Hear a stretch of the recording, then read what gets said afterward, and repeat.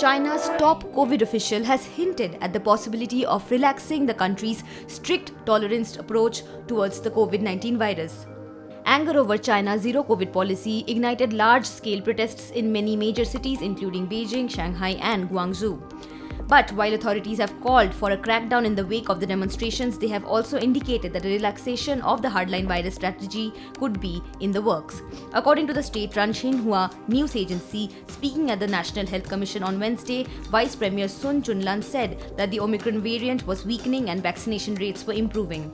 Sun Chunlan, who is a central figure behind Beijing's pandemic response, said that this new situation required new tasks. She made no mention of the zero COVID policy in her latest remarks, which is being construed as an approach that the policy may soon be relaxed. The comments came as the southern manufacturing hub Guangzhou said that it had partially lifted a weeks-long lockdown despite seeing record virus cases. Officials on Wednesday eased restrictions to varying degrees in all of the city's 11 districts, including Haizu, where recent protests took place. With the exception of a number of designated high-risk neighborhoods, the Guangzhou Health Commission said, and I quote, "The rest will be managed as low-risk areas." On Wednesday, the central city of Chongqing also said that close contacts of COVID cases who met certain conditions would be allowed to quarantine at home, a departure from rules that required them to be sent to central isolation facilities.